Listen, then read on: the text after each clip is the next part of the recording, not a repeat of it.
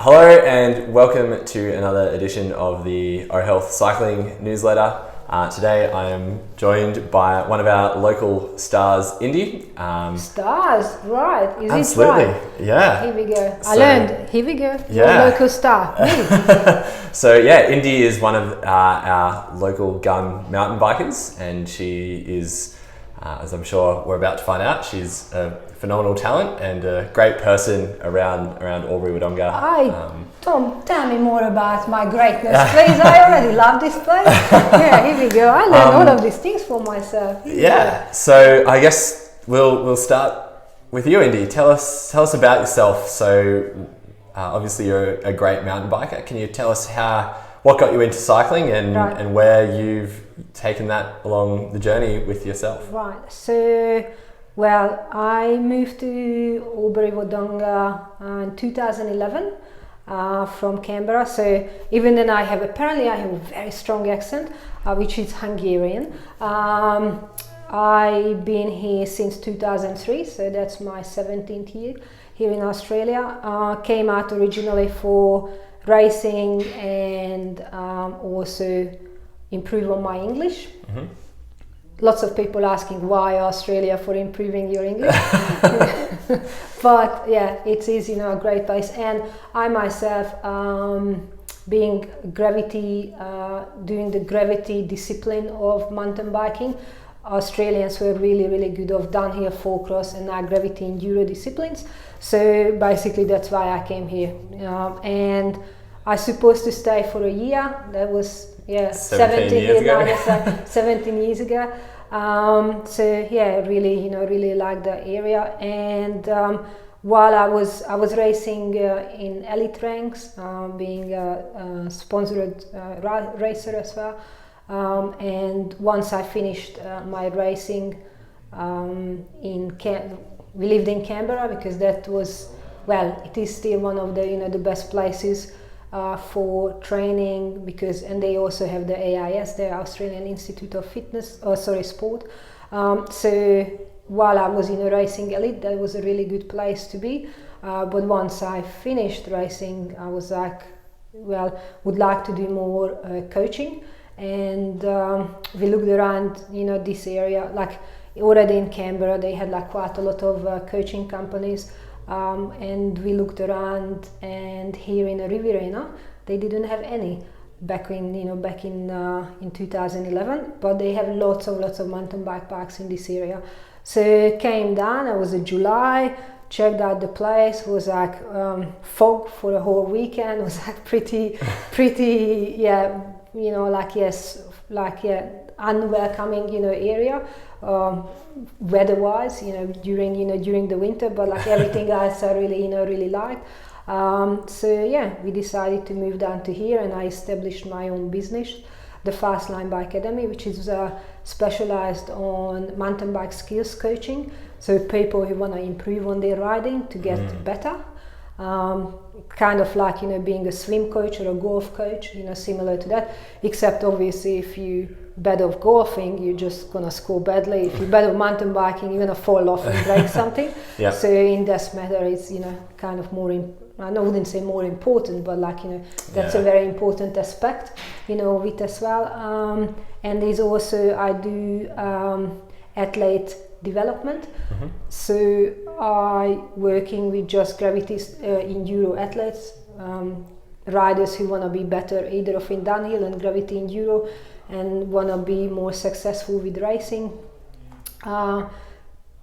We have in a junior ranking at TFB, we have 5 different levels. So level 1 is the beginner, level 5 is the racer group. So this year the boys won 3 national championship titles. Wow. So we have just from here, from Albury-Wodonga, from the TFB riders, we have under 13 national champion in men, under 15 men and under 17 men. Also we have elite gravity enduro Victorian state series winner, who's me. And also we have an under 15 and under 17 men state winner as well in gravity enduro, and that just in 2020 when we had like hardly any racing. So the pedigree is clearly there. You're clearly a very good coach. Well, thank you. I also coached for numerous years the national team, the downhill national team, not the professionals but the non-professional part of it. So that's basically the, and obviously even I finished with that part of my life, but I'm coaching the youngsters to be able to actually make it into the national team. So yeah, I'm still racing, but not as serious anymore. Not serious means then obviously, so I don't have no international racing, just here kind of locally here in Australia, and I'm very busy with with coaching, which is a full-time job for me. Yeah, great. You touched on how you were racing when you first came out to Australia. Can you tell us a bit about your racing career, like some of your highlights? And I know it looks funny that I'm in my cycling gear, but I literally came in. This morning I had a private client, so that's why I'm in my cycling gear. And then I dug into to see Sheila, to her healing hands helping me to be a little bit more mobile. And now I'm going back to coaching again. But the reason why I'm saying, because you can see on my jersey, so normally like when you have the stripes, that means being previous national champion, not last year but previously. So this is the Hungarian. I've been 16 times. The Australian, I think 3 or 4 times. So I have like about, but I'm not sure. But you've won it a couple of times. I won it a couple of times in gravity, so downhill and duocross or four-cross. So that's the national titles. I had World Cup podium. I won Continental Championship. Had like quite a lot of 6 times World Games of mountain bike champion. I don't know. I won lots of like the Austrian national championship, which is obviously I didn't win it, but like I was the first one. Croatian, I think. So a couple, I don't know. I think once we sat down and we worked it out, I have like 19 different like this titles of winning like big races, but I couldn't even tell you like which years most of them. It's sort of the reality is I'm racing 27 years now, so that's quite a lot, and I like the racing part of it, but I'm not really sort of focused on which year what I did. It's just like so I could not tell half of them which year was it. Like that part is I'm not interested. So you were always focused on the next result. And so to the point is when in 2017 I won the Gravity Enduro National Series. I remember that because that wasn't too long time ago. But then I was like, hey, I won it, so let's look at another race. And I haven't done it before or since then. So then I wondered, that's okay, done the National Series. Just recent, this season, I won the Victorian state Gravity Enduro in elite, which is one of the Victorian one of the most coveted one, because it's like lots of ladies racing in it, really good races. And I might not gonna do it again because I'm like, well, I done it, so let's move on and do something else.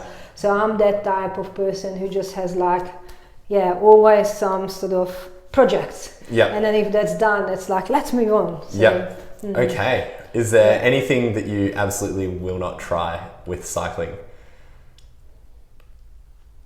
I wouldn't do I did BMX cross. I did cyclocross. I actually got third twice in a Hungarian cyclocross national championship. Cross training. I did road racing. I tried velodrome, not racing, but I tried velodrome.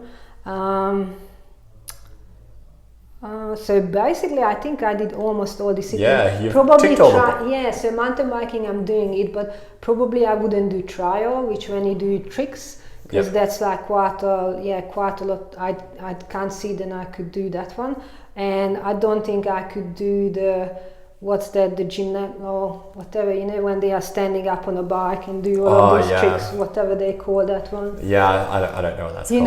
And then they have like the funky little, handlebars, turned up and they're standing on their tiptoes doing pirouettes. I can't see to do that one, like those ones. I really like, the cycling aspect of it, to being outside and you kind of, moving. So probably that's why I never really stick to velodrome either, because it's kind of inside for me. I like the nature part of it, and that's what I really like in mountain biking as well. You can go to all different amazing places because racing. So I've been in 21 different countries with racing, and so many places where I would never been, before. Because purely because there was mountain biking. And they all, most of the time, they are fabulous, they're picturesque places. So. That's great. What are some other things that you really enjoy about mountain biking? So obviously the places that you see. What else do you really like? Well, what I like in mountain biking is kind of you can always learn something new. So I think the day when I would stop learning, which is never going to happen, because it's so many different aspects of it with the skills, then you can always learn something, and that's keep it exciting. So that's basically the biggest thing. Then I always can learn new things and working on new skills, and that's which keeps me going. So that's it. Just the variety. And people are, people are really nice. I never had any problem to go to new places and find friends, because mountain biking is like, if you are a mountain biker and you meet with another mountain biker, you're most likely gonna get along well.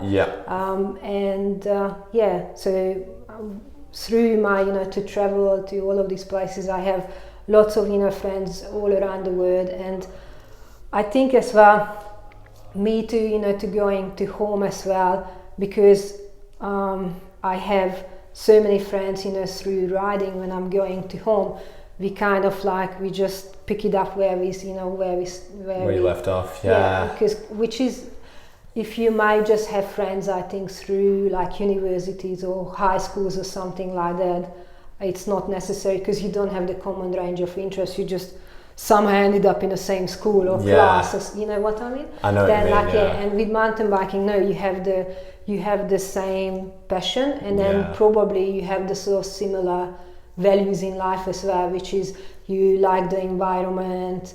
You like to be in outdoors.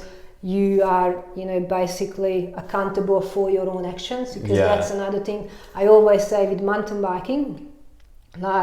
Mountain bike the bike does whatever you tell them to do. The bike not really suddenly just steer into a tree and have a crash. You are the one who's actually didn't master the whole thing. But that's for the same reason as me. So I think really good mountain bikers, they are the one, if I made a mistake, I know that I made, and I'm happy to admit it. And that's transferred to other things in life as well. So for me, I think mountain biking give me lots of, character and lots of life lessons. And I think they are really good, life lessons, and made me the person who I am today, and constantly helping me to being a better person. That's fantastic. What sparked your interest for coaching? Because obviously you're clearly a very good racer. Thank you. But what sparked the transition for you wanting to have a go at coaching? And well, back in Hungary, I actually, while I was racing, I finished sport. I finished a bachelor degree in sports science, specialized on coaching. So even while I was racing, I wanted to be a coach. And then, basically I finished with uni, and that's when I was I finished with uni. My racing was kind of between transition. I I didn't have, like, I lost my sponsorship here, with my full-time sponsorship with the company for completely, like, not for racing reason, basically. There was like some sort of family changes in our life, and I had to basically stop racing for my family, and then I finished with uni, and I was like, oh well, what, it's everything, I ticked, so what's next? And then I was like, well, I want to improve on my English, and that's how I ended up basically on the same year when I finished uni in 2003. Like, in July, I was November here. So not for coaching, I wanted to back into racing and improve on my English, so when I'm going back to Hungary, I can have some sort of good job in a sport area, in coaching, and I ended up to being here a coach, the national not the national coach, not for the Hungarian team, but for the Australian team, and nonetheless, that's basically it. I really like to share knowledge, not just mine, but like just as a contribution, and I think I really encouraging my athletes as well to being, or my clients who are working as a skills coach as well, them to being a thinkers. So that's never a one-way street. When it's like you as a teacher or coach, you're saying this is what's going to happen, that's like, okay, I think this is what should happen, but tell me your feedback, according to that we can do things. And I like that part of, if you haven't worked it out yet, I'm a very human person. Yes. So I like to work with humans. So that's how I ended up as a coach. That's great. What's your favorite trail locally or worldwide? I mean, because you've obviously ridden a large number of trails. Yeah. So I don't worldwide. I definitely don't have like one which is like. So this is it, because I think I can almost say, like whatever was the latest trail, I can get really excited. I'm the person who's like, going to a new country or a new trail, and I'm like, just before we go, I'm warming up, but I also like a little kid, like, oh my God, you're ready for riding. Like, I can get super excited, like, and I think that's normal. Like, that's how it should be, Like, and when I'm gonna lose, that ability, then probably that's gonna be another time when I'm gonna seriously think I should stop this sport. So worldwide, no, I don't think so. I have any favorite place to ride, but here locally. So in Albury, I really like. There's a combo which is start from Glock. So they are one of the hardest tracks here. So that goes from Glock to No More Secret to Home Run. That's I normally like the last stage of the local gravity enduro Victorian state race. So that's here in Albury, and then Wodonga we have like a couple of little tracks, but definitely one of the favorite is a Rock and Roller, that's the crown trail in Wodonga at Hunchback Mountain Bike Park. Wow, But I also really like, if I need to go around the region, then I love the beauty trails, because they are one of these old school, really deep ruts, really technical, and you have lots of different options with the riding. So that's not machine built, like you need to think, where you position yourself. And generally speaking, I'm one of the old school mountain biker who's grew up on natural trails and not on parks, which is these days they have park.